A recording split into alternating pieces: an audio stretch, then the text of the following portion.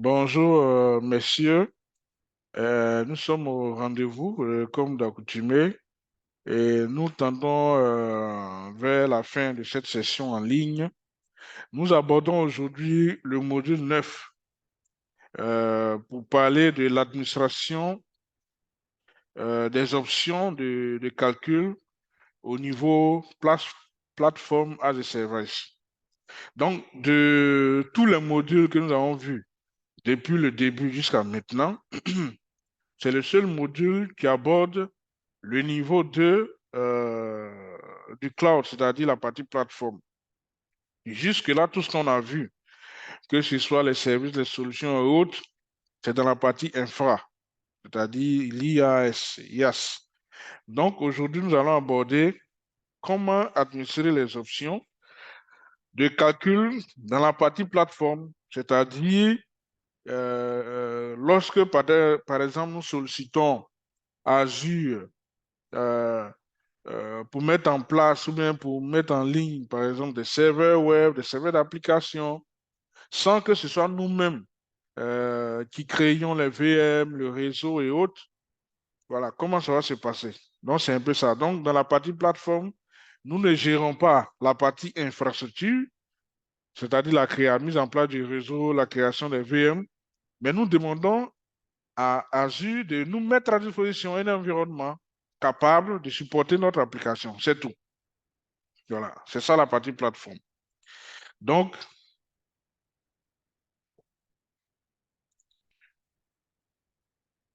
nous allons voir euh, comment on peut configurer euh, le Azure App Service Plan, les applications web, l'utilisation des conteneurs avec,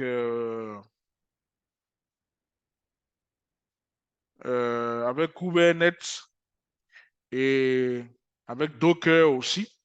Donc, durant ce module, on va aborder 4 points essentiels. On a l'App Service Plan qui nous permet de solliciter un environnement auprès de Azure pour héberger nos applications. Nous allons voir également les applications web qu'on peut mettre en place. Nous allons voir également la gestion des conteneurs avec Docker et puis la gestion des conteneurs à grande échelle avec Kubernetes. Donc, voici les 4 points qui vont retenir notre attention aujourd'hui. Alors, le premier point, concernant l'App Service Plan. Alors, il faut noter que l'App Service Plan, c'est un service de Azure qui définit l'ensemble des ressources dont peut avoir besoin notre application pour s'exécuter. Donc, si on estime par exemple que on a une application qui a besoin de 10 gigas de RAM, 2 vCPU, et puis par exemple un espace de 10, je dis n'importe quoi, 10 gigas ou 500 gigas. Donc, les différents éléments que je viens d'énumérer là vont constituer les caractéristiques de notre App Service Plan. Ce qui veut dire que toutes les applications qu'on va faire fonctionner dans ce App Service Plan là vont devoir fonctionner avec 2 vCPU, 10 gigas de RAM et puis 500 gigas d'espace disque. Donc, l'App Service Plan, c'est ça. C'est un peu comme une enveloppe qu'on va utiliser pour déterminer les caractéristiques des différents environnements qui vont héberger nos applications. Et ici, quand on parle d'applications, notez bien, ce sont des applications web. Voilà. Donc, les différents éléments qu'on va utiliser avec les SKU, bien sûr, vont faire que les prix vont varier d'une plateforme sollicitée à une autre plateforme. Voilà.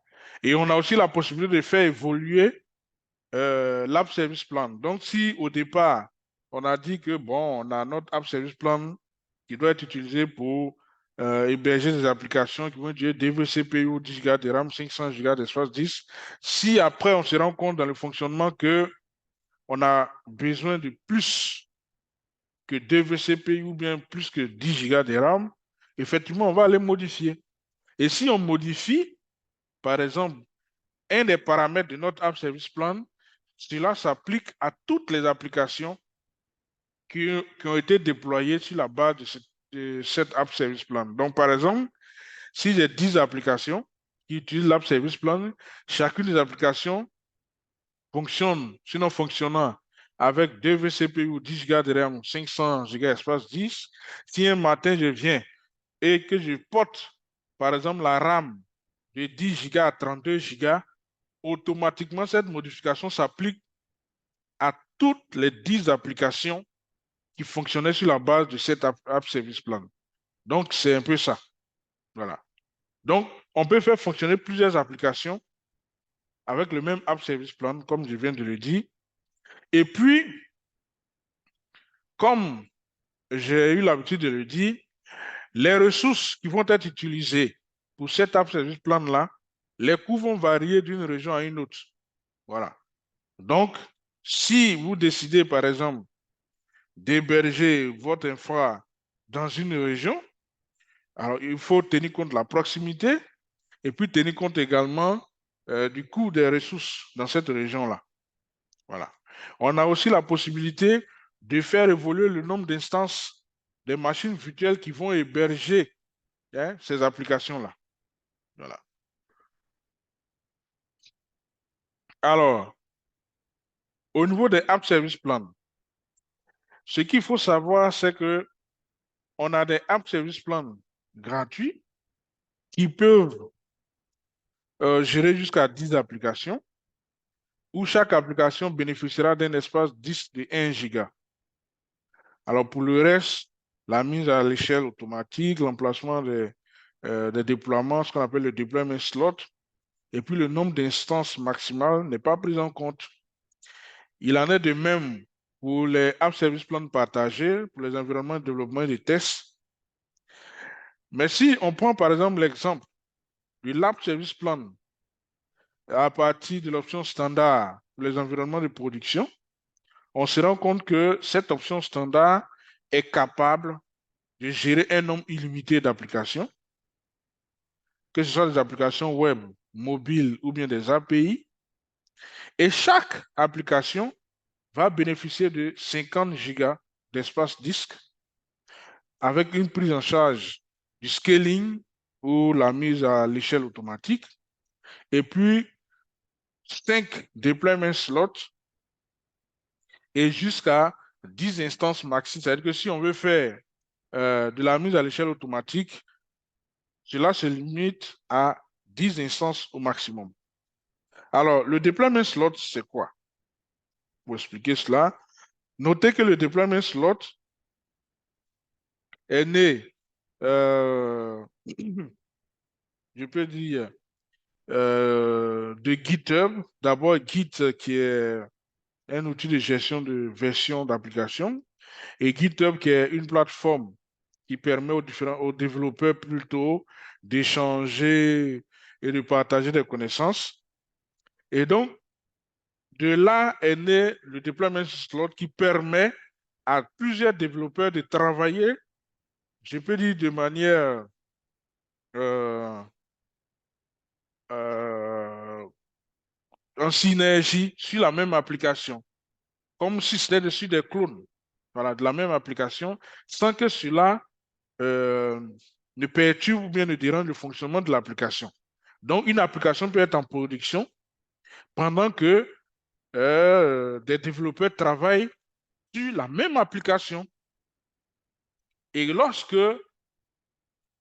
tout ce qui a été développé comme additif a été vérifié, testé que c'est bon, voilà, on va swapper, c'est-à-dire remplacer la version de l'application qui est en production par la nouvelle version qui a été développée. Mais le deployment slot permet à plusieurs développeurs de travailler ensemble sur la même application sans que chacun ne dérange son ami. Voilà, c'est un peu ça le deployment slot. Et donc, pour l'app service plan, notez que on a des app service plans pour lesquels la machine, sinon la VM sur laquelle ton application va s'exécuter est partagée avec d'autres applications. Tu as des apps service plans, c'est le cas des calculs partagés, c'est-à-dire que l'option gratuite est partagée. Mais pour ce qui est calcul dédié, à partir de l'option de base standard et premium, ton application va s'exécuter sur une machine virtuelle qui lui est dédiée. Voilà. Donc, tu prends une application ou deux applications, Azure peut les faire fonctionner sur une même VM. Voilà, ça dépend. Voilà. Si c'est possible, Azure les fait fonctionner sur une même VM. Sinon, chaque application va tourner sur une VM qui lui est dédiée. Pour l'option isolée, c'est-à-dire la dernière option, dans ce cas, votre application va tourner non seulement sur une VM qui lui est dédiée, mais dans un réseau également qui lui est dédié aussi. Voilà. Et c'est la raison pour laquelle là-bas aussi, euh, le coût serait un peu plus élevé par rapport aux autres. Voilà. Donc, partant de ce fait, comme on l'a vu plus haut, au niveau de l'App Service Plan, on a la possibilité de faire ce qu'on appelle la mise à l'échelle. Et la mise à l'échelle, comme nous l'avons dit, consiste à avoir plusieurs instances de la VM qui supportent l'application. Donc, nous avons ce qu'on appelle le scale-up et le scale-out. Alors, le scale-up, c'est renforcer les capacités de la VM qui supporte l'application. Donc, c'est sur la même VM, mais cette fois-ci, qu'est-ce qu'on fait? Si le processeur était à 2, la RAM à 10, comme je l'ai dit au début, on peut faire passer le processeur à 4, la RAM à 32. Ça, c'est le scale-up ou bien le scaling vertical. Augmenter les capacités de la VM qui héberge l'application. Le scale-out, c'est le scaling horizontal, consiste à augmenter le nombre d'instances. C'est-à-dire que si l'application tourne sur une VM et qu'on estime qu'une seule instance de l'application ne peut pas traiter toutes les demandes, on peut demander à Azure de faire passer le nombre d'instances à 2, à 3, ainsi de suite. Voilà. Azure autorise jusqu'à 1000 instances. Mais au départ, Azure va vous donner seulement une limite de 200. Et si vous êtes dans un environnement qui va au-delà de 100, vous faites la demande, Azure va autoriser au-delà de 100 à 1000. Donc, si une application traite des demandes et qu'arrive à un certain moment, on se rend compte que la seule VM ne peut pas supporter toutes les requêtes, en ce moment, on fait le scaling horizontal, c'est-à-dire le scale out pour augmenter le nombre de VM. Voilà. Et dans ce cas, qu'est-ce que Azure va faire? Azure va mettre en place automatiquement un load balancer en mettant ces VM-là dans un pool en back-end pour pouvoir traiter toutes les demandes. Voilà. Donc, c'est un peu ça, le scale out. Donc, comment est-ce qu'on configure la mise à l'échelle pour un app service plan? Voilà. Donc, vous déterminez le nombre minimum, vous déterminez le maximum et puis le nombre d'instances par défaut. Voilà.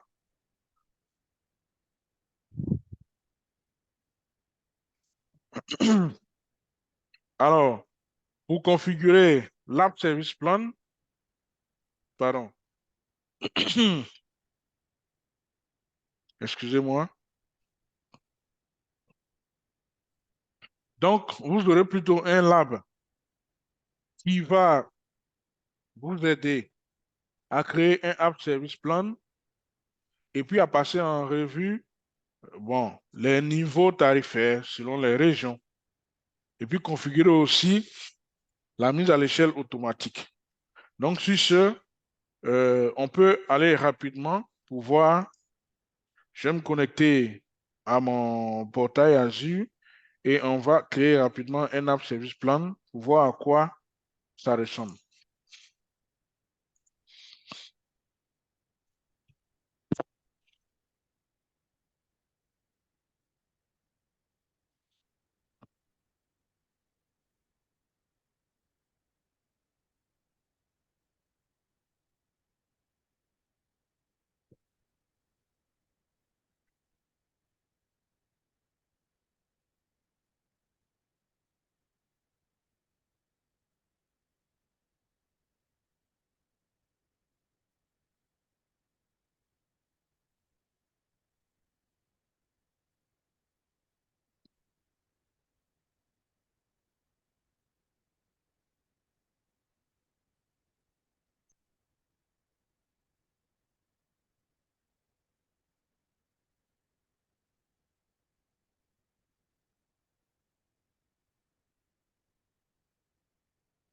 OK, donc là, nous sommes sur le portail Azure et on va créer notre app service plan. Alors, pour créer une ressource, vous pouvez venir ici, créer des ressources ou bien chercher ce que vous voulez créer dans la partie recherche. Bon, moi, comme j'ai déjà customisé euh, mon portail, je vais juste chercher à gauche ici l'app service plan. Voilà, app service plan, app service plan.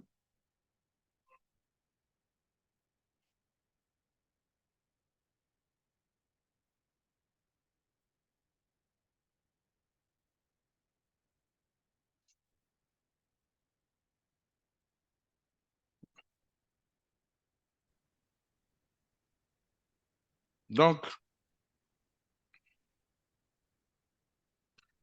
voilà, donc l'app service plan, je vais juste faire create pour créer un nouveau app service plan. Et vous allez voir, on va déterminer les caractéristiques de cet app service plan.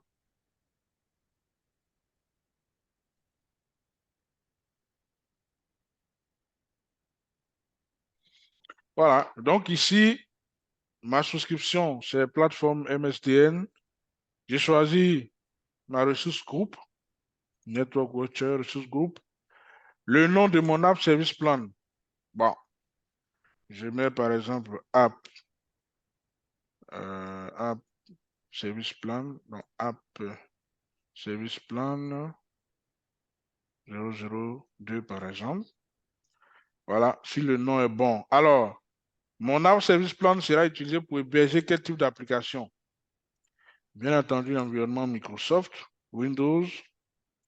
La région, mon infra se trouve dans le data center à l'est des États-Unis. Le prix, sinon, c'est le standard S1.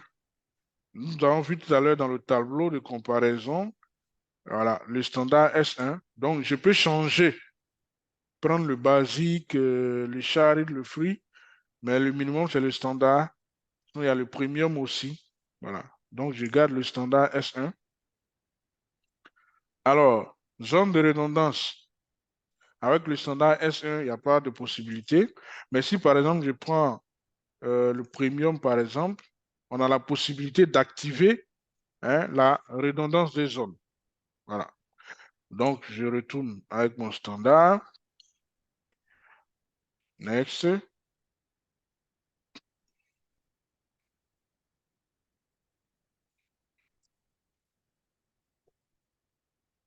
Et je vais créer mon app service plan.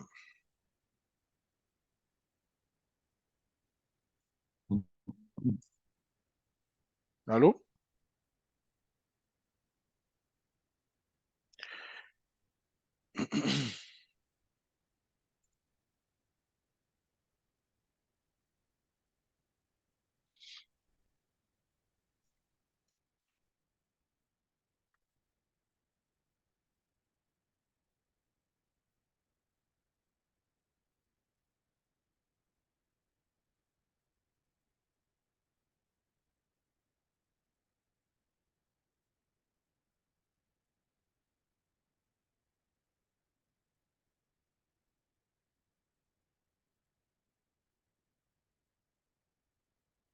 OK, donc mon app service plan est créé. Je vais aller là-dessus. Voilà. Donc, je viens de créer mon app service plan. L'instance compte, c'est 1. Alors, je n'ai pas choisi le premium pour avoir les redondances. Si, par exemple, je veux ajouter une application, je viens dans la partie Settings et je choisis App.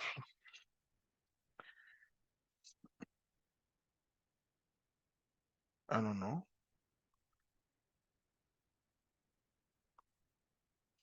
Donc, ça, c'est les applications déjà. C'est plutôt sur Azure App pour pouvoir ajouter une application. Mais là, vous voyez déjà que mon App Service Plan est disponible dans la partie Overview, la ressource groupe, la localisation, tout. Voilà. S'il y a des consommations au niveau de la mémoire, CPU, voilà, tout y est. Data out, data in.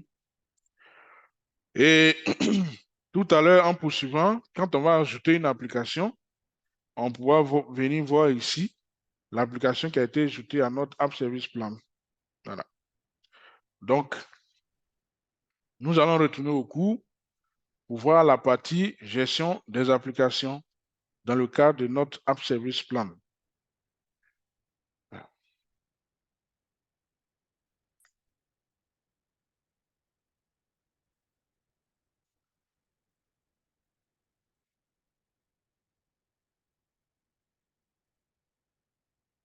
Donc, quand on parle de Azure App Service, tout ce qui est comme application sur Azure, ce sont des applications web. Ce ne sont pas des applications exe, .exe ou bien .msi qu'on doit cliquer pour installer. Non.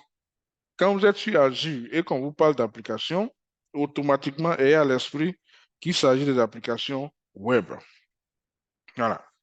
Donc, ces applications web, comme je le disais tantôt dans le cadre de l'App Service Plan, vont fonctionner dans un runtime, c'est-à-dire un environnement voilà, qui sera apprêté pour leur fonctionnement.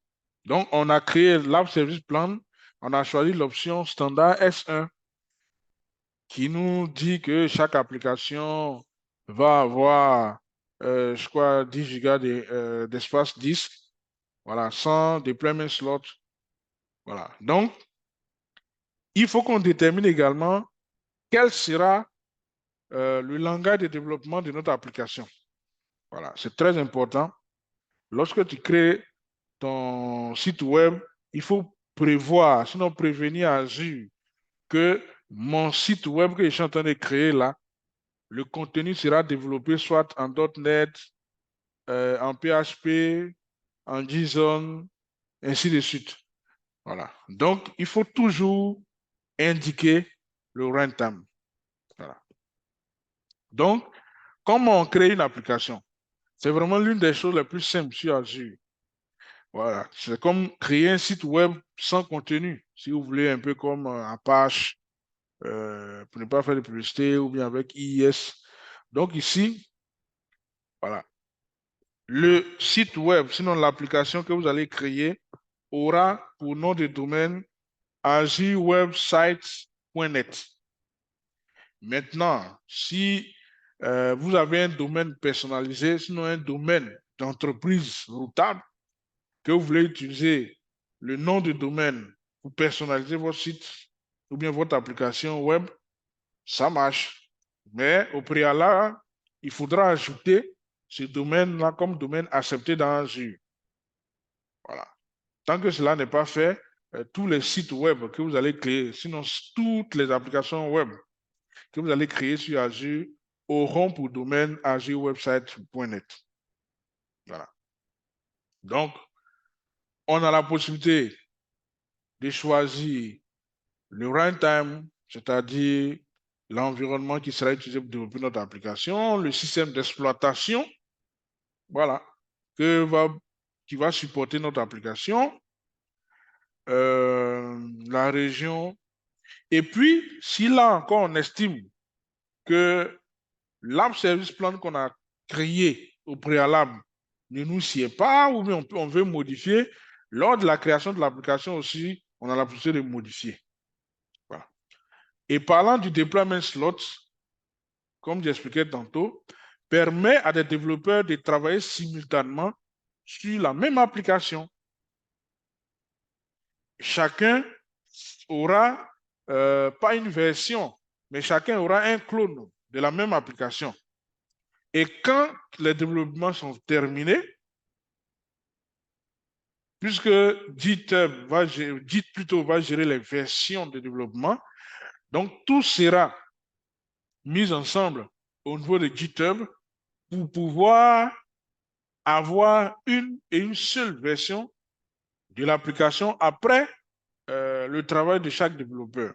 Donc, cette nouvelle version de l'application obtenue après le travail de chaque développeur ou bien de tous les développeurs, une fois que c'est testé et que c'est bon au niveau du staging, il y a une opération qu'on appelle le swap.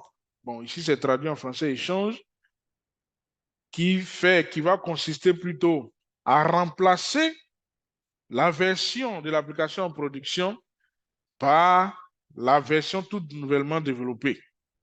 Et vous voyez que la flèche plutôt est dans les deux sens. Ce qui veut dire que si toutefois la nouvelle version poussée en production à travers l'opération du swap ne fait pas ce qu'on attend ou bien ne correspond pas ou bien à des effets qu'on n'attendait pas, on peut toutefois aussi repousser l'ancienne version en production et récupérer la nouvelle version qu'on avait envoyée en production. Donc, ainsi de suite. Voilà. Donc, le deployment slot est très important parce que n'oubliez pas que chaque site web est de base en HTML. Voilà. Peu importe l'application que vous allez utiliser, l'interface que vous allez utiliser pour développer ou bien pour créer votre application web, mais n'oubliez pas que ces applications ne sont que des interfaces un peu plus hautes, alors que en dessous, voilà, si vous voulez, si je veux faire une comparaison avec le langage assembleur, à la base, c'est du HTML. Voilà. Donc, il faudrait que votre application de développement du site web soit capable de traduire ce que vous voulez en HTML, hein, de base un peu plus profond, voilà, dans l'application. Donc, quand vous développez le langage que vous choisissez, que ce soit un langage de l'environnement Linux et un langage de l'environnement Microsoft, avant, pour pouvoir faire ou bien envoyer une nouvelle version d'un site web ou bien d'une application web, qu'est-ce qu'on fait? On met le site en maintenance. On a tous été, je peux dire, spectateurs de cette situation où on vient accéder à un site et on se rend compte que, bon, le site est en maintenance. Voilà. Et donc, aujourd'hui, le deployment slot permet d'éviter cette situation pour ne pas qu'il y ait de temps d'interruption. Voilà, temps d'interruption au niveau de l'offre de service du site web. Donc, le site sera toujours utilisé. Et même lors du swap, l'utilisateur ne saura pas, voilà, ne saura pas qu'il y a une coupure, une interruption. Voilà, il aura juste un rafraîchissement de son navigateur et puis la nouvelle version est disponible. Donc, c'est ça l'important du deployment slot. Donc, au lieu de mettre, par exemple, le site en maintenance, travailler là-dessus sur 2 ou 3 jours, voire une semaine, avant de recharger la nouvelle version, on peut toujours garder le même site en production, avoir des clones sur lesquels les développeurs vont travailler, et quand la nouvelle version est prête, on vient pour faire le swap. Voilà. D'où l'importance du deployment slot. Donc, lors de la création de ces clones, alors bon, rassurez-vous bien sûr que le type d'app service plan que vous avez choisi permet hein, l'utilisation des deployment slots. Sinon, si vous choisissez les options gratuites, partagées ou autres, il n'y a pas de deployment slot. Voilà. Mais si votre option d'App Service Plan permet l'utilisation de deployment slot, vous allez dire comment ces deployment slots-là vont se présenter. Du coup, soit chaque développeur aura un clone de l'application, ou bien vous ne clonez pas les paramètres. Si vous ne clonez pas les paramètres, ça veut dire que l'application sera juste une enveloppe vierge, voilà, dans laquelle chaque développeur va développer, ou bien vous faites une copie conforme, sinon un clone conforme de l'application pour chaque développeur, voilà, pour que le développeur puisse y travailler. Donc, voici les deux cas. Ne pas cloner les paramètres, ou bien on clone automatiquement, sinon systématiquement, tous les paramètres de l'application pour mettre à disposition de chaque développeur. Voilà. On a aussi la possibilité de sécuriser nos applications web. Voilà. Donc, lors de la création de notre application, on aura la possibilité de dire, par exemple, que cette application sera accessible que par des utilisateurs qui disposent d'un compte Microsoft, bien d'un compte Facebook, d'un compte Gmail, Google, d'un compte Twitter, ainsi de suite. Voilà. Si on veut une authentification avant de se connecter. Dans le cas contraire, si c'est un site qui est ouvert, c'est-à-dire que l'authentification sera anonyme. Voilà. Donc, on verra tout à l'heure lors de la création de notre application web. Donc, le nom de domaine personnalisé également dont je vous parlais, sur l'application, on peut aller personnaliser. Et pour personnaliser un nom de domaine, pour les sites web, vous devez créer un enregistrement de type CNAME ou A au niveau de votre DNS public ou bien chez votre fournisseur d'accès ou bien votre hébergeur de nom de domaine pour personnaliser le domaine de votre site web ou bien de votre application web que vous créez. Dans le cas contraire, c'est le domaine par défaut offert par Microsoft qui sera visible pour votre application. Voilà. Aussi, chaque application web qu'on crée, on a la possibilité de paramétrer déjà depuis l'application la sauvegarde. Voilà. On n'est pas obligé d'attendre ou bien d'aller dans le centre de sauvegarde d'Azure pour pouvoir paramétrer la sauvegarde, mais depuis l'application elle-même, il y a une option sauvegarde à partir de laquelle on peut faire le paramétrage de la sauvegarde. Et pour pouvoir le faire, il faudrait que vous soyez dans l'option standard ou premium. Voilà. Si vous êtes dans l'option partagée ou free, ce n'est pas la peine. Vous ne pouvez pas faire la sauvegarde. Donc, nous allons créer maintenant une application web et puis mettre en place une authentification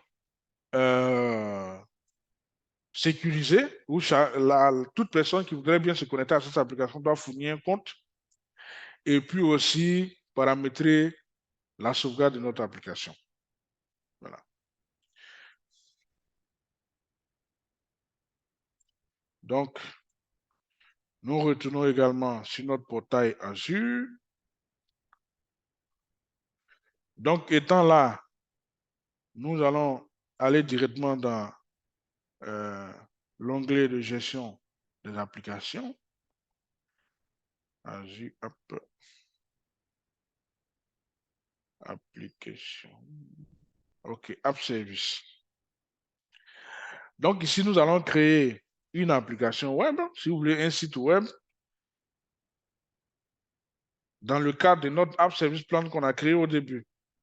Donc, je fais créer une application web ou bien une application web statique avec une base de données. Je fais simple, une application web.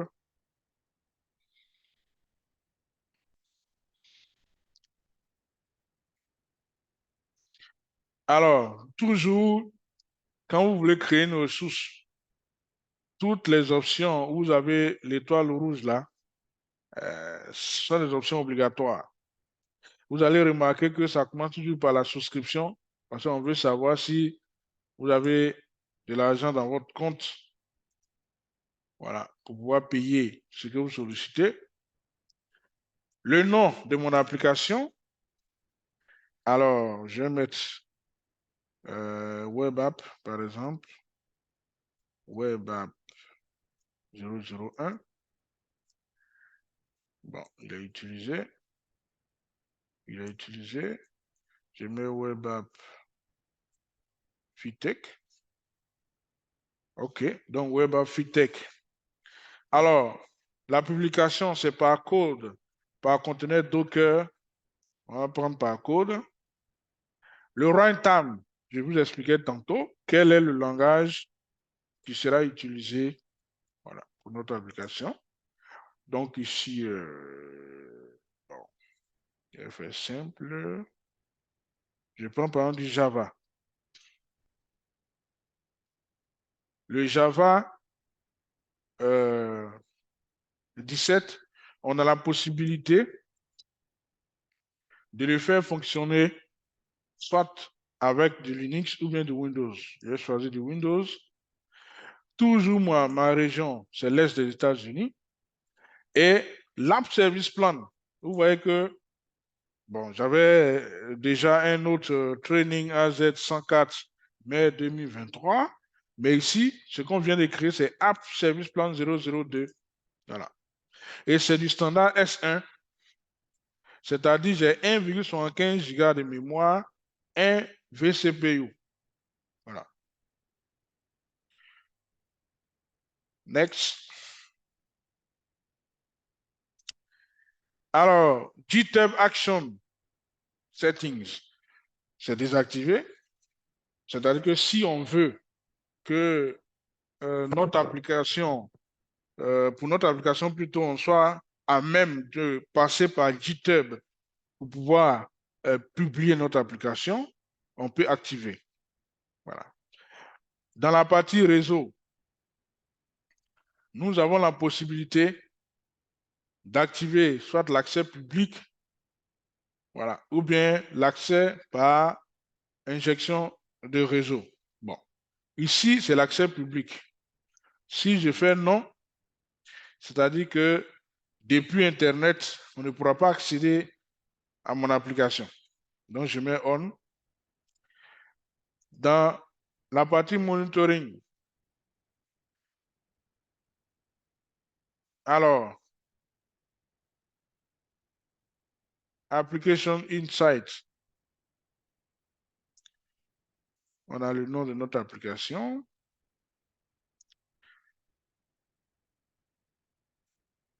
Ici, bon, tout à l'heure, je vous disais qu'il faut être dans l'option standard pour pouvoir autoriser, si vous voulez, euh, les authentifications standard ou bien premium, l'authentification sur notre application.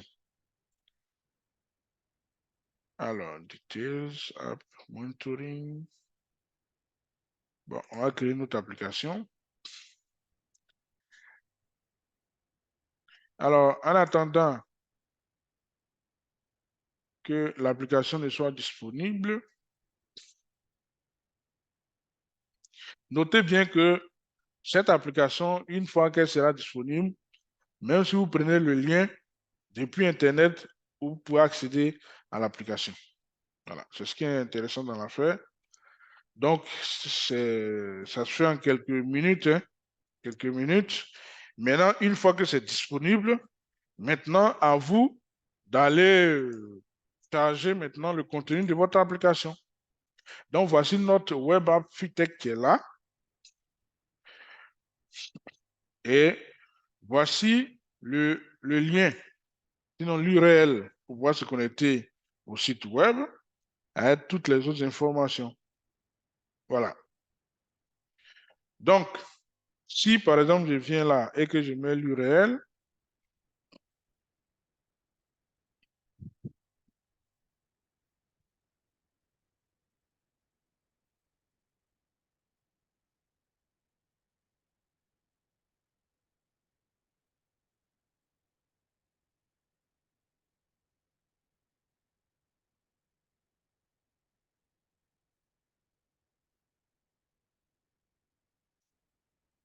Ma connexion est un peu lente.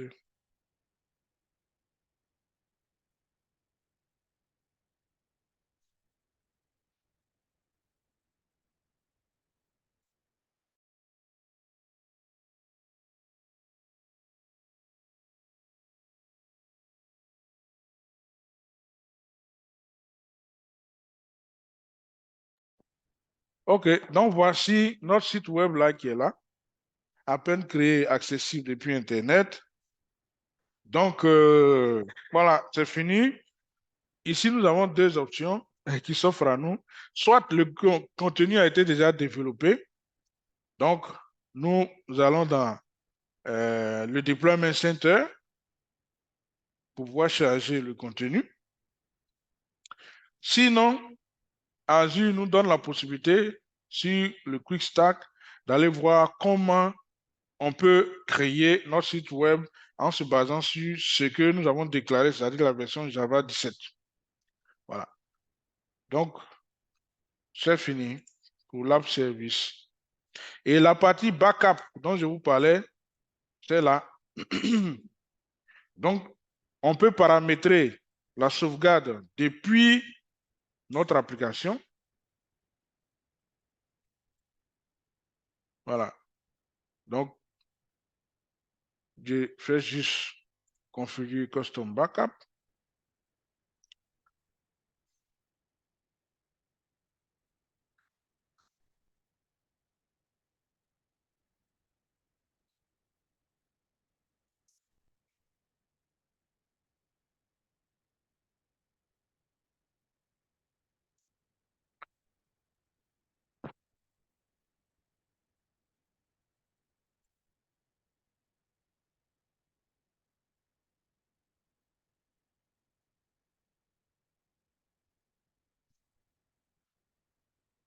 OK. Voilà. Donc, je vais indiquer ici le conteneur, bien sûr, en blob. Le storage compte. Bon.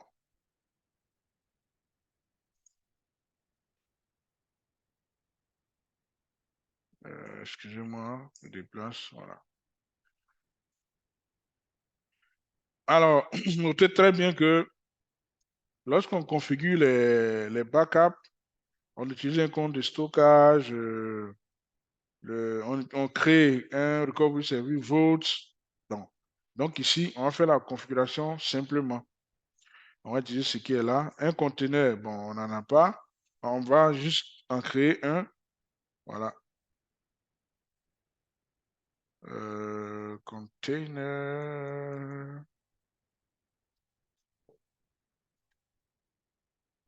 Je fais que ça va passer. Bon, on va mettre container. Et on va créer container 001. Et puis on peut paramétrer. Donc set schedule. Donc on va lui dire par exemple de faire la sauvegarde une fois par jour à compter de ce 23 juillet à 15h18. Bon, écoutez, moi je peux. Bon, je vais changer l'heure. Je vais changer l'heure. Je mets 16h. Non, bon, il y a 15h19. Je mets 15h20 par exemple. Bon, il est déjà 15h20. Je mets 15h22. UTC. Bon, garder la sauvegarde pendant 60 jours. Voilà. OK. Donc, advanced. Rien. OK. Configure. Donc, je viens de paramétrer la sauvegarde de mon application. Donc, on aura une sauvegarde journalière. Voilà, à compter d'aujourd'hui, 16h20. Donc, tous les jours à 16h20, il va faire une sauvegarde. La partie custom domain, si je ne veux pas que mon application s'affiche avec azurewebsite.net et que je vais customiser le domaine pour que ça s'affiche avec le domaine de, par exemple, Fitech. Voilà. Donc, je viens ici, je fais Add Custom Domain et je vais devoir créer un enregistrement CNAME, comme je l'ai dit. Et pour ce faire, au préalable, c'est qu'au préalable, j'ai déjà contacté mon fournisseur de domaine, ainsi de suite, pour pouvoir le faire. Voilà. Et une fois que c'est bon, mon domaine sera ajouté. Et puis, voilà. Une fois que mon domaine sera ajouté, je prends par exemple, si je prends fitech-it.ci, alors, qui on dit host record type. Bon, donc c'est l'enregistrement de type CNAME, bien sûr. Bon, là, il a mis TXT. Donc, je dois aller créer sur mon DNS public héberge fitech-it.ci les deux enregistrements de type A et de type TXT. Et une fois que c'est créé, quand je fais validate, Azure va chercher à se connecter à ce domaine-là pour vérifier si effectivement mes deux enregistrements sont présents là-bas et il va ajouter le domaine. Donc, ça veut dire que mon application va plus s'afficher avec azurewebsite.net, mais va s'afficher avec fitech-it.ci. Voilà. La partie authentification, dont je vous parlais aussi tantôt. Voilà. Donc, on peut ajouter add. Voilà. Donc, c'est qui on veut.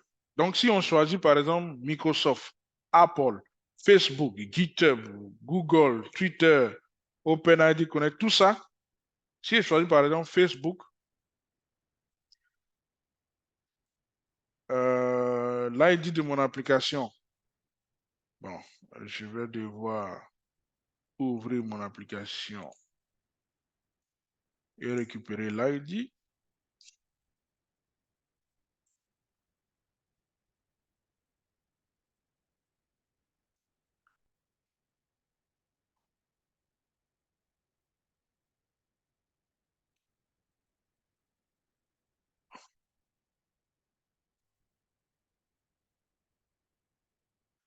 Alors, donc, la subscription ID, WebFreeTech.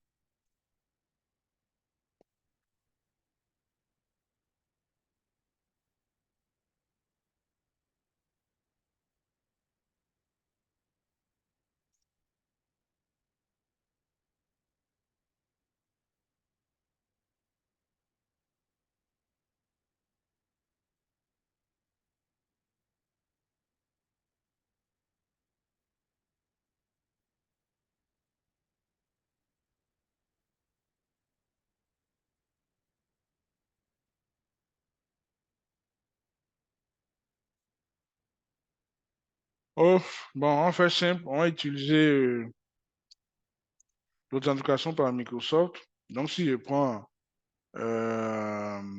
Workforce, c'est-à-dire qu'il me faudrait un compte dans Azure AD ou bien un compte Microsoft comme Outlook Live et autres. Bon, si je fais custom, c'est que j'ai un compte de mon domaine que j'ai customisé. Voilà. Donc, pick an existing app. Bon, quelle application? Web App Training.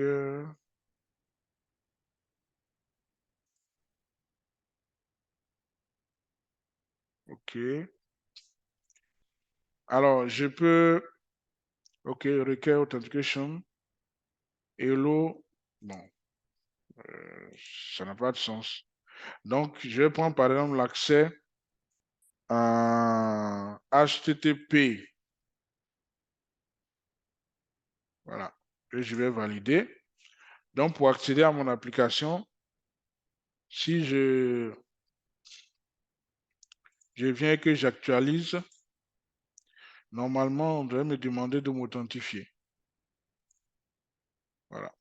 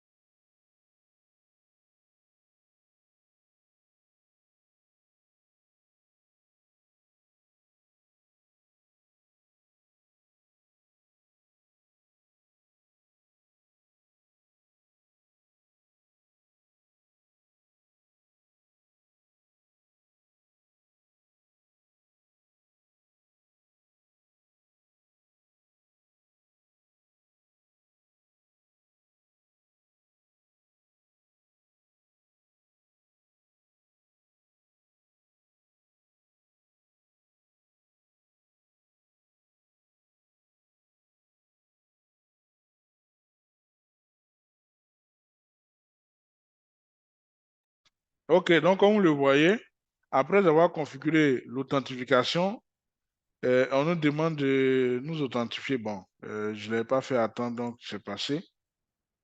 Donc, on va devoir, voilà, fournir un compte, bien sûr, Microsoft pour pouvoir se connecter. Voilà. Donc, voilà un peu en quoi consiste la gestion des applications au niveau de Azure. Donc, d'abord, l'App Service Plan, ensuite, la création des applications, et puis comment créer, autoriser l'authentification sur les applications pour ne pas que n'importe qui se connecte à votre site web. Si bien sûr, ce n'est pas un site qui est ouvert à tout le monde, la sauvegarde aussi, ainsi de suite. Voilà. Donc, nous allons poursuivre, bien sûr, avec cette fois-ci la gestion des conteneurs. Alors, un conteneur, c'est quoi? Alors, le conteneur, notez que c'est une autre forme de virtualisation. On a tous connu la virtualisation avec la création des machines virtuelles, c'est-à-dire que on va émuler les ressources de notre serveur physique, la mémoire, les disques durs,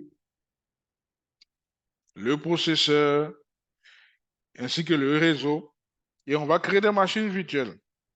Et sur ces machines virtuelles, on va devoir installer soit un système d'exploitation pour pouvoir supporter notre application à déployer. Donc, traditionnellement, c'est comme ça, serveur physique, comme on le voit à droite, un système d'exploitation, ensuite l'hyperviseur, les machines virtuelles. Alors, les conteneurs vont aborder la virtualisation dans un autre sens.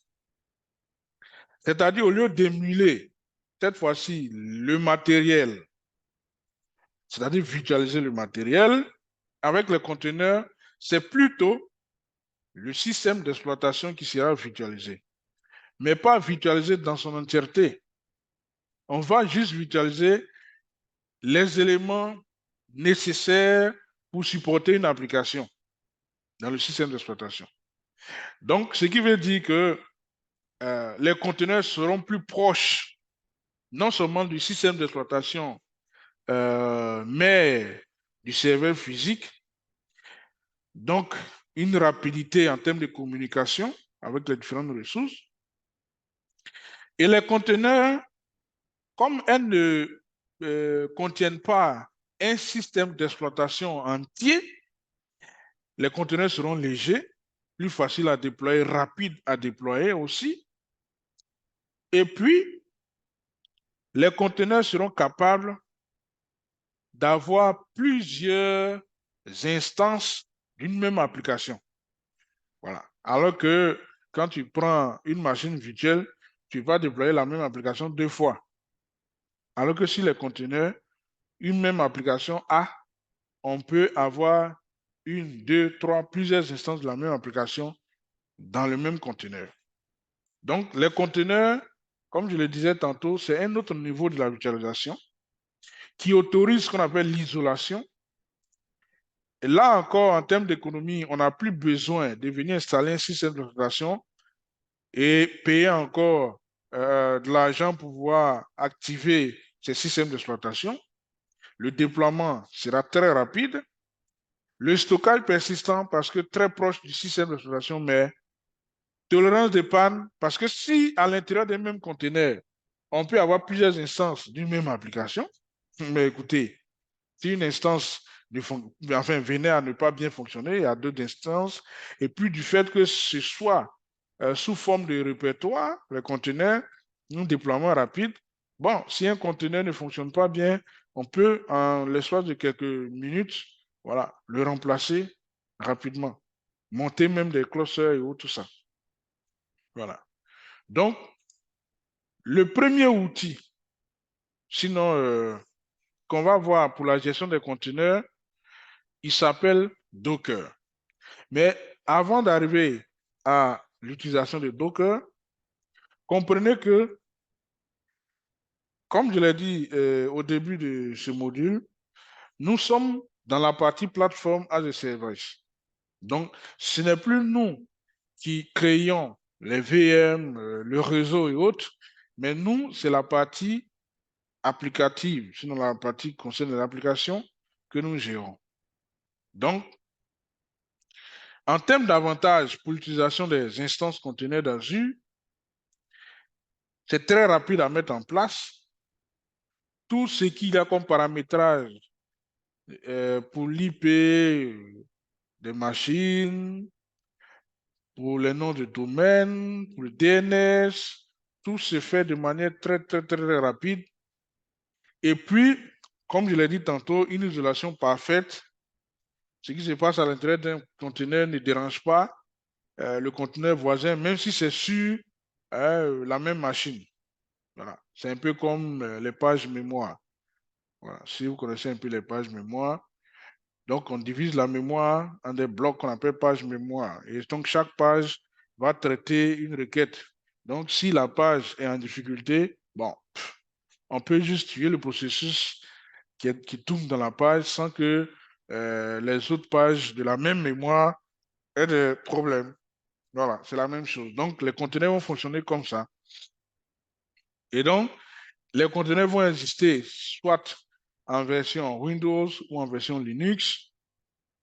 On peut aussi planifier leur provisioning. Voilà. Donc, on a aussi le fonctionnement des conteneurs en groupe de conteneurs. Donc, par exemple, tout à l'heure, vous avez vu l'application qu'on a déployée. On a dit, par exemple, un accès authentifié. On aurait pu mettre un accès public pour que n'importe qui puisse accéder.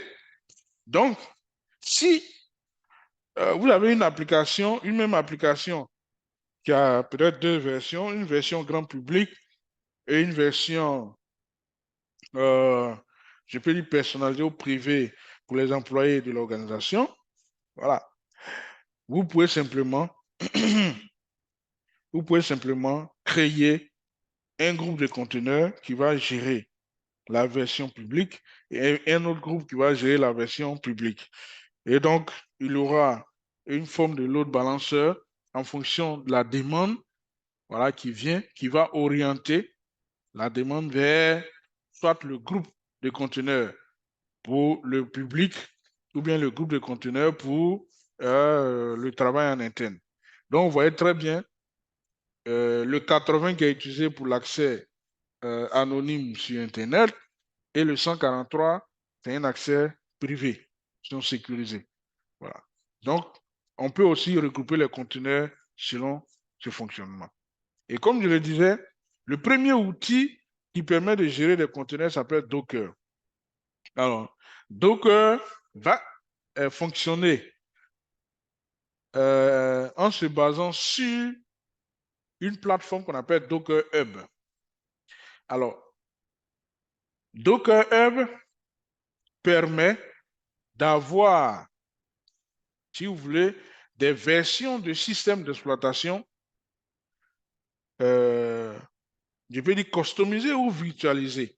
Tout à l'heure, je disais tantôt que les conteneurs vont contenir une version du système d'exploitation virtualisé, mais pas l'entier du système d'exploitation, mais une partie. Les éléments essentiels pour faire tourner une application vont être virtualisés.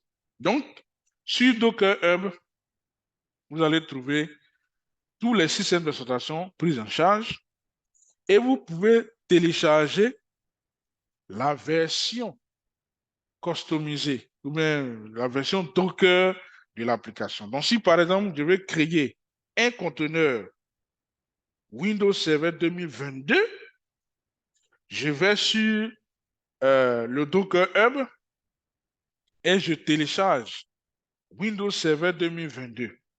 Mais vous allez vous rendre compte que ce Windows Server 2022 sera différent du Windows Server 2022 qu'on a en image ISO actuellement qu'on installe.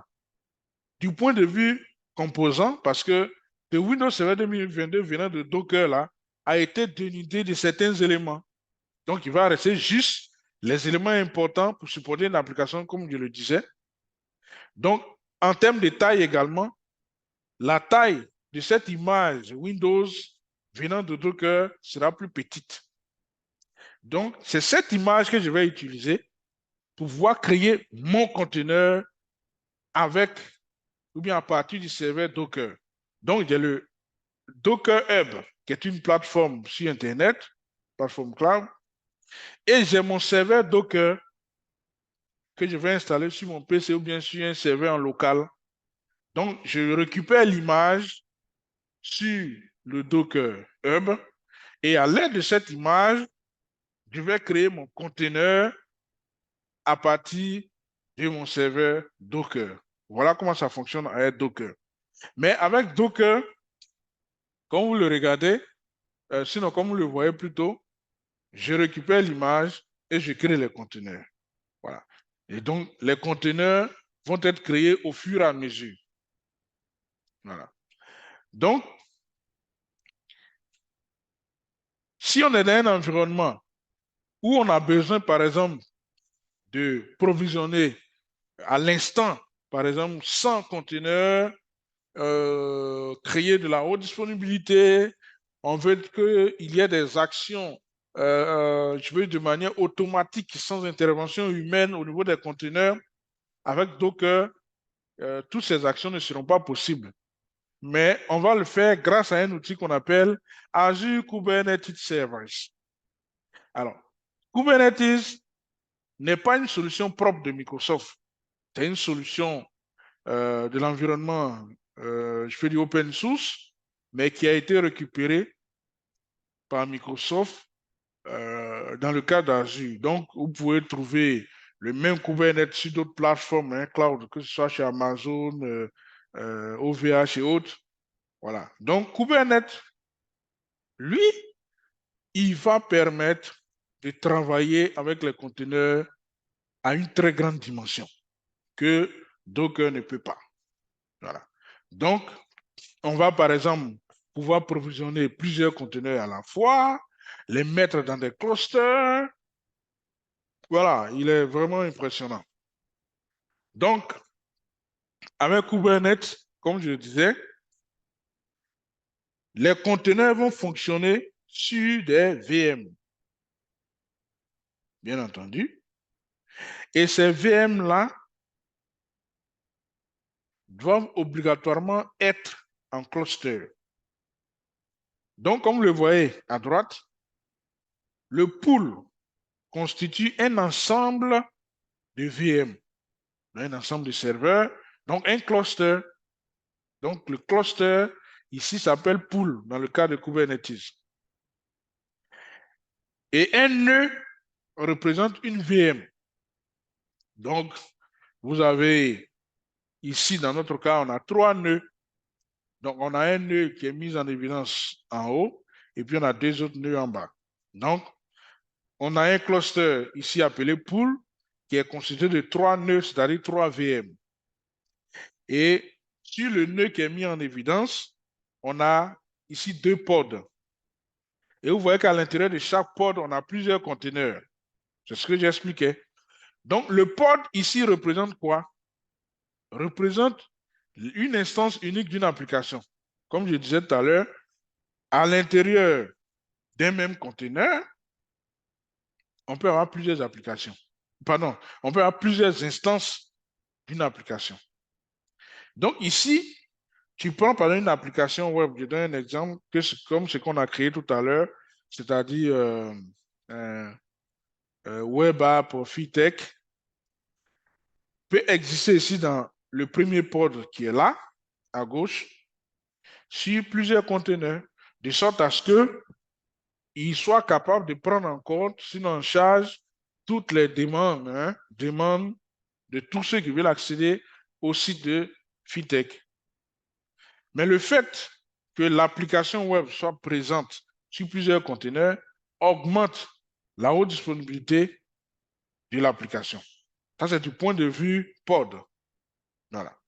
Donc, c'est très important de noter que Kubernetes fonctionne en cluster à travers des nœuds qui sont les VM, et sur chaque nœud, on a ce qu'on appelle des pods qui représentent les applications.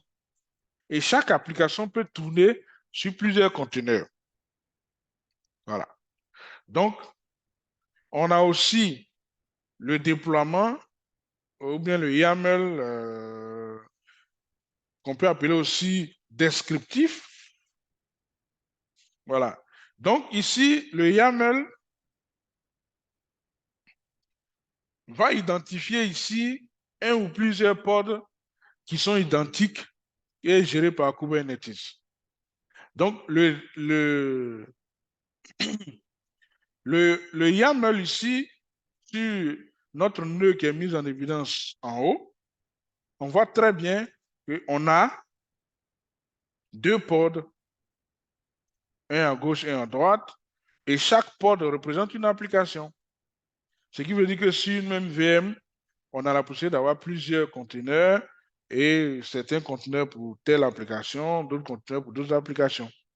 Mais il y a une isolation parfaite, comme on l'a vu au début, au niveau des conteneurs.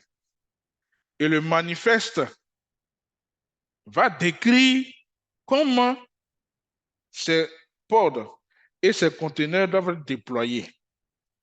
C'est dans ce manifeste que se trouve la magie de Kubernetes. Kubernetes, s'il vous plaît. Donc, c'est dans ce manifeste-là qu'on va dire, par exemple, que on souhaite que tous les débuts du mois, à partir du 5 du mois, Kubernetes provisionne un pool constitué de 10 VM et que sur chaque VM, on ait par exemple 3 ou 4 pods pour telle ou telle application. Voilà, tout est décrit dans le descriptif et c'est comme un script en fait. Et Kubernetes va exécuter, sinon va fonctionner sur la base du descriptif. Voilà. D'où son nom d'orchestration.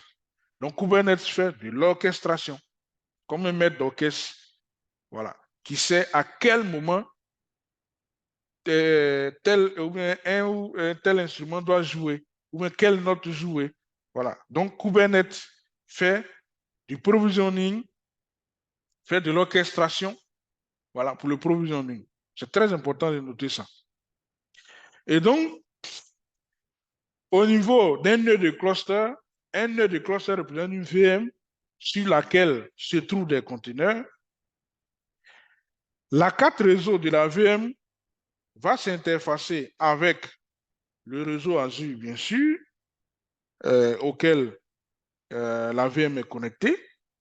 Mais cette même carte réseau va également communiquer avec le proxy cube de Kubernetes. Et donc, c'est à travers ce proxy cube-là que la gestion des conteneurs va s'opérer. Tout en sachant également que la VM peut gérer ses conteneurs sur son volume interne ou bien sur des volumes qui lui sont rattachés. Ça dépend.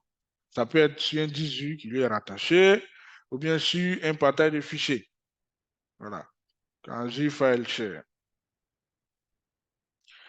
Et donc, au niveau du Kubernetes, il faut noter que quand on a du trafic entrant au niveau d'un pool, si par exemple, le pool représente le cluster, si par exemple, le trafic entrant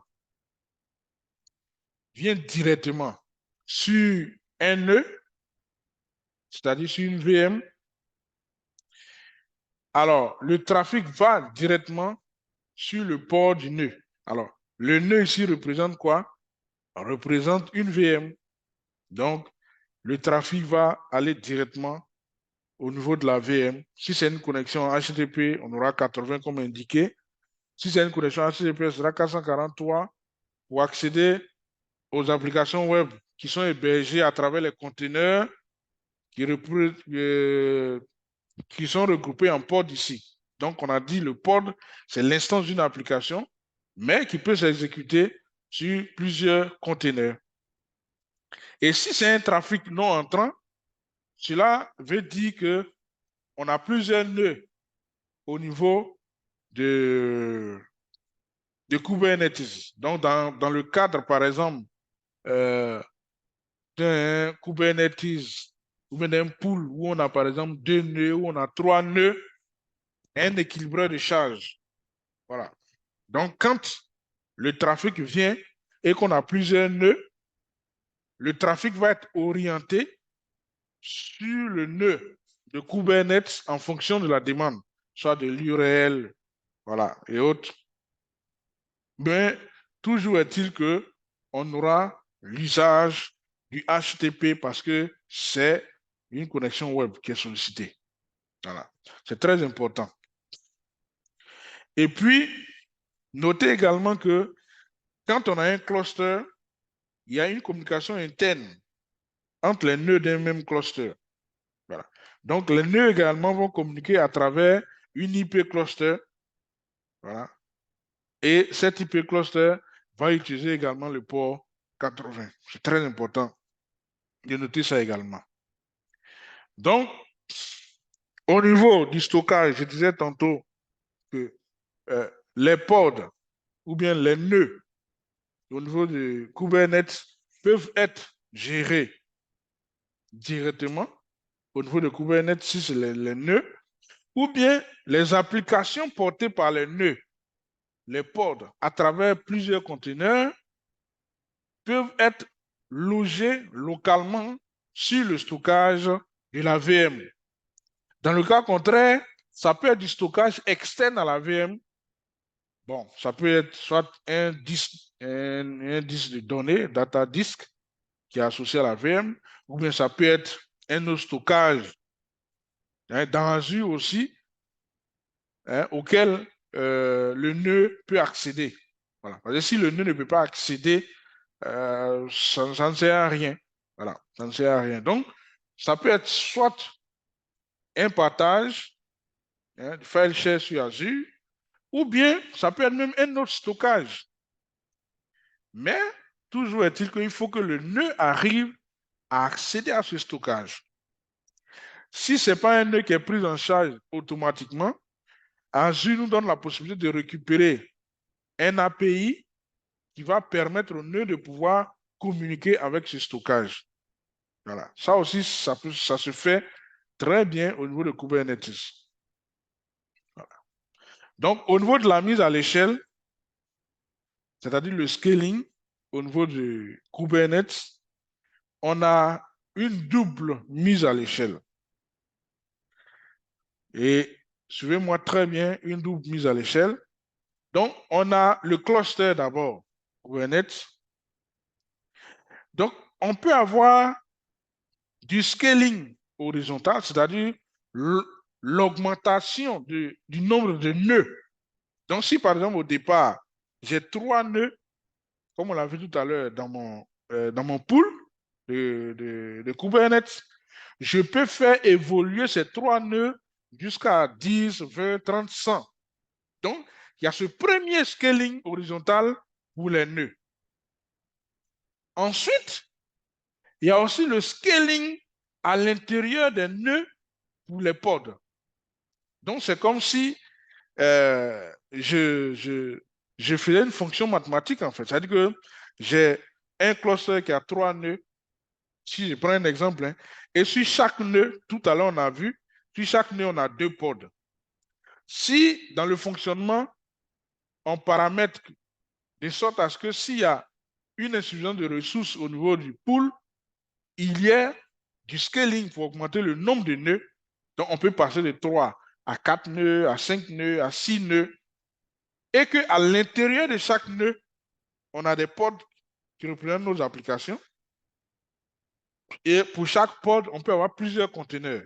Donc, imaginez-vous un instant, quand ce scaling à double vitesse là va se mettre en marche. Donc, tu vas te voir le nombre de nœuds augmenter et à l'intérieur de chaque nœud, le nombre de pods aussi qui va augmenter.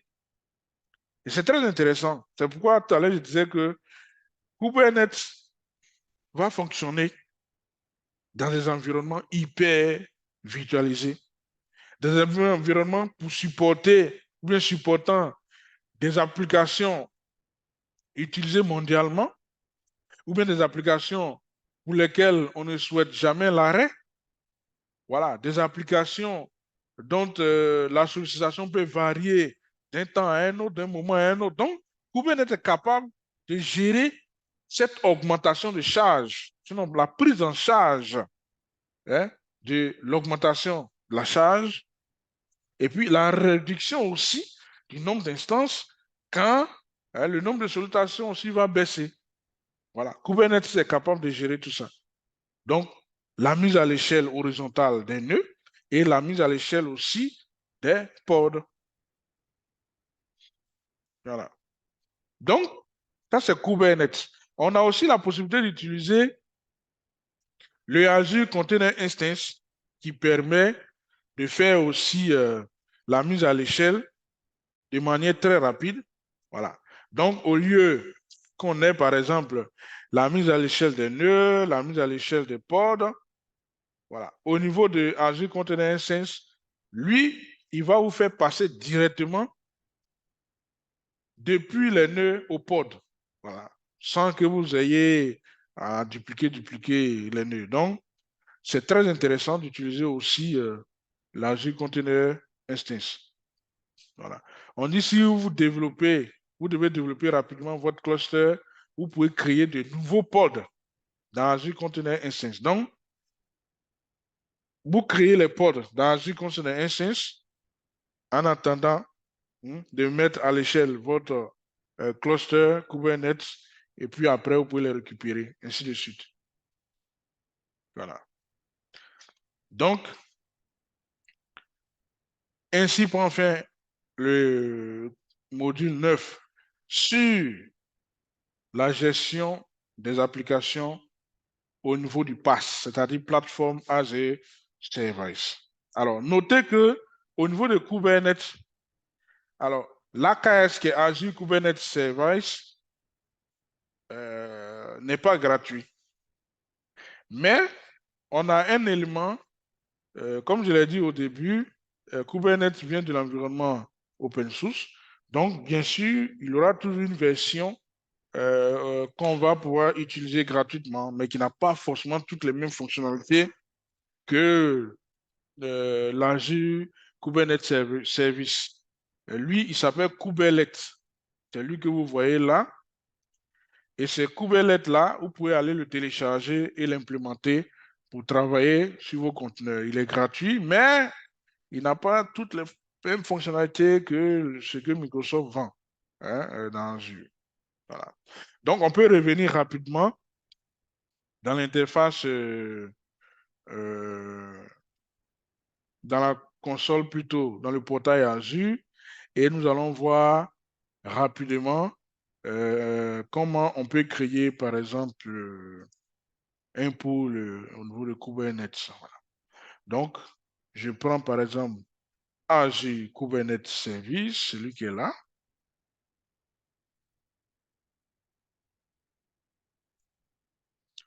Voilà.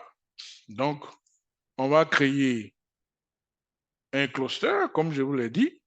Ah, Kubernetes ne fonctionne pas de manière, je peux dire, isolée avec des VM qu'on crée par moment ou bien de temps en temps. Non. De base, par défaut, lui va fonctionner avec des clusters. Donc, on va créer d'abord un cluster. On va créer un cluster Kubernetes. Et donc, dans ce cluster, on va indiquer, voilà, un certain nombre d'éléments, comme ce qu'on a vu tout à l'heure dans le cours. Donc, alors, cluster pour cette configuration, bon, on va prendre les moins chers, hein. Mais bien entendu, si vous êtes dans un environnement, comment je peux dire ça, de production, vous pourrez choisir ce qui vous sert le mieux. Voilà. Alors, le nom de notre cluster, on va l'appeler Pool Fitech, par exemple. États-Unis.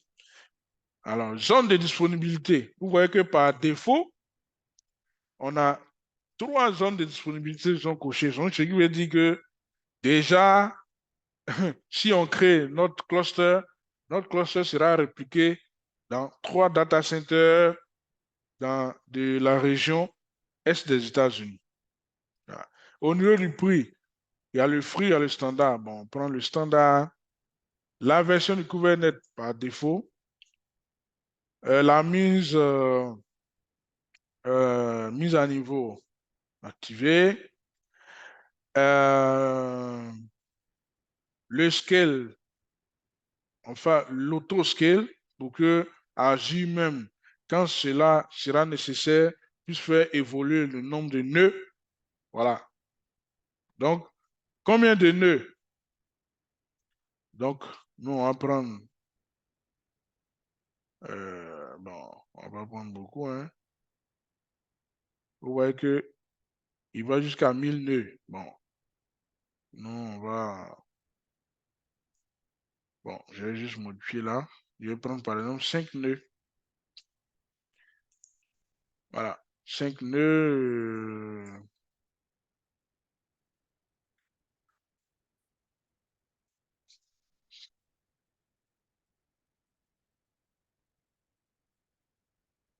Donc, on va créer.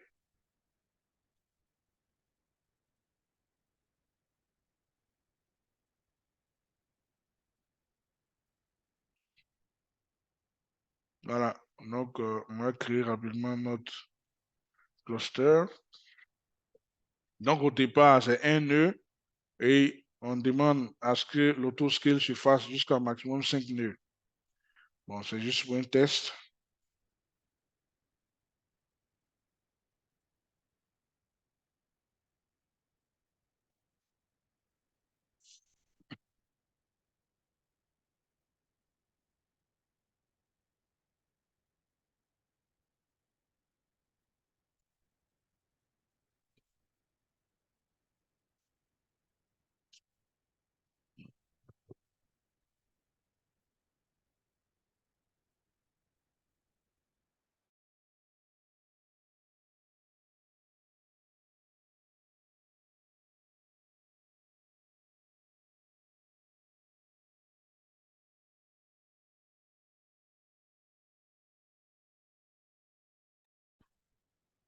Bon, cela peut prendre un peu de temps, vu que il y a la redondance des zones, donc dans 3 data centers de l'Est des États-Unis. Donc, notre cluster doit être créé dans ces 3 data centers. Voilà.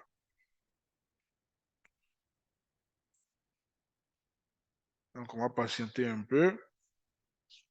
C'est très important de connaître tout ça. Voilà. Donc, vous remarquez que sur Azure, on a une panoplie de solutions. Voilà. Que vous soyez dans l'infra, dans la partie plateforme ou bien dans la partie euh, software. Mais en tant qu'administrateur Azure, il faut noter que votre rôle le plus important, c'est de pouvoir conseiller. Et en fonction du target, de l'objectif de votre projet de migration vers Azure ou bien du projet de déploiement, c'est de pouvoir choisir la solution la moins coûteuse voilà, qui sied. Voilà. Sinon, vous pouvez utiliser plusieurs solutions, bien sûr, qui, je peux dire, vont produire à peu près le même résultat, mais pas le même coût. Voilà. Donc, il faut être un fin stratège pour savoir que si on utilise, par exemple, euh, les conteneurs, ça peut nous revenir moins cher. Ou bien si on utilise les VM, alors, si nous on déploie les VM, bon, ça dépend. Hein. On fait une bonne étude pour voir, voilà, pour voir d'abord avant de choisir. Sinon, ça va vous péter à la gueule, hein, péter à la gueule parce que vous voyez très bien le coût des différents services, les différents, le coût plutôt des différentes ressources. Et là, ça ne tolère pas. Voilà. Et donc, votre top management ne va pas supporter que en quelques heures ou bien en quelques jours, ce que vous êtes en train de faire soit budgétivore. Tout simplement parce que vous n'avez pas pris le temps de bien analyser avant de vous jeter là-dedans. Donc, il faut faire beaucoup, beaucoup, beaucoup, beaucoup attention. Alors, en attendant qu'il finisse le déploiement, voilà, on va juste faire une petite pause. Et puis, dès que le déploiement finit, nous allons revenir là-dessus. Merci. OK. Donc, le déploiement étant terminé, nous allons aller sur notre cluster tout nouvellement créé. Voilà.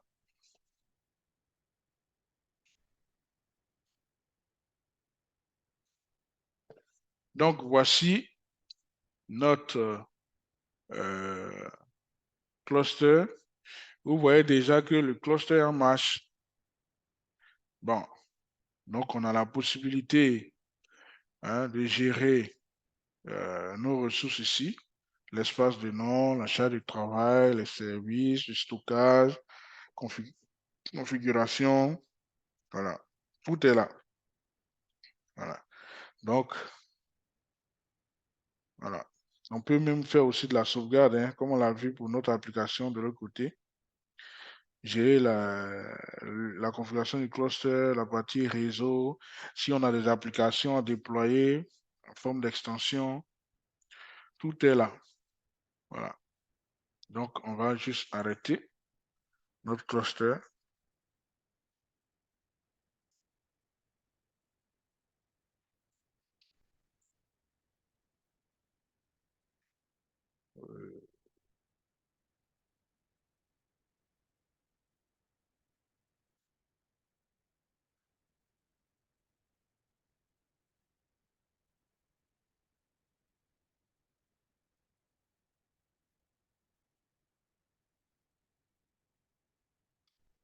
OK. Donc, ainsi pour en faire le module 9. Donc, nous allons aborder le module suivant, c'est-à-dire le module